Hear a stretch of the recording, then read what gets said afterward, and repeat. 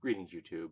Recently, it was Remembrance Day, the day that the world remembers the Holocaust and the millions of lives that were lost, the majority of which were Jewish.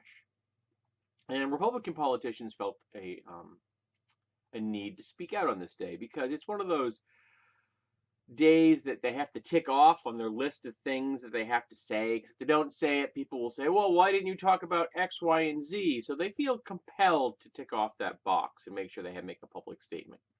But a number of them, in their public statements, never actually mention Jewish people. They just kind of glossed over that bit.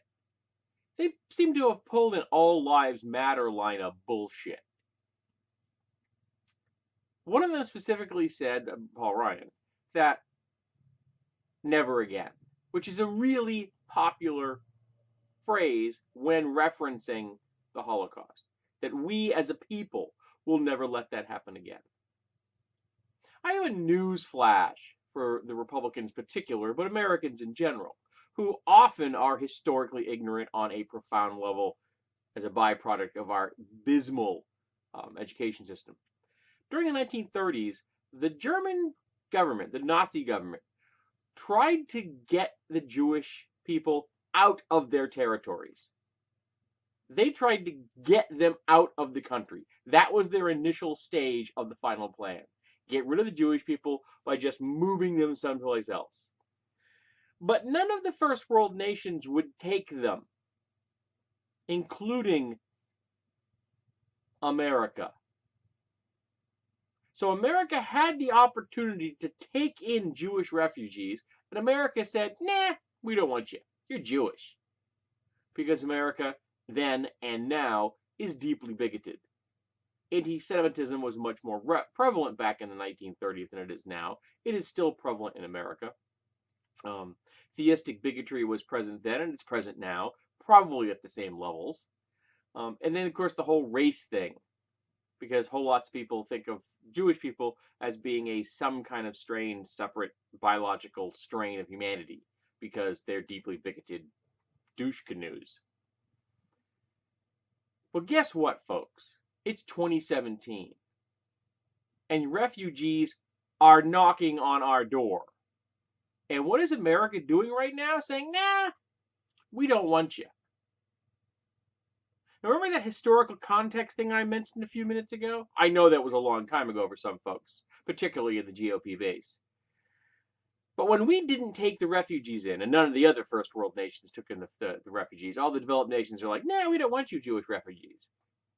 They all were exterminated. 6 million of them, plus around 5 million other people.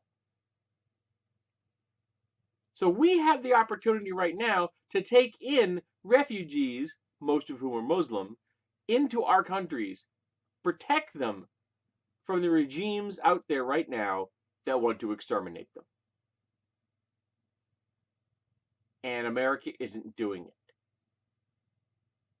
So the phrase never again rings just a little bit hollow when we have bans saying, no. You folks, you brown folks, you mostly Muslim brown folks, we don't want you. You're a danger to us. Go away. Even though these people have to go through a process that takes anywhere between 12 and 24 months of vetting by, I believe, at least 5 U.S. government agencies. It takes a whole lot more effort for a refugee to get into the United States than it takes your average angry white man to get his hands on a firearm. And guess which one is a bigger threat to America?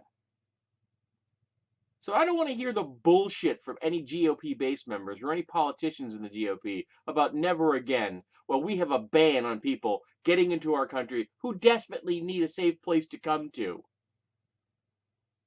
You're lying hypocrites. And I'm sick of it.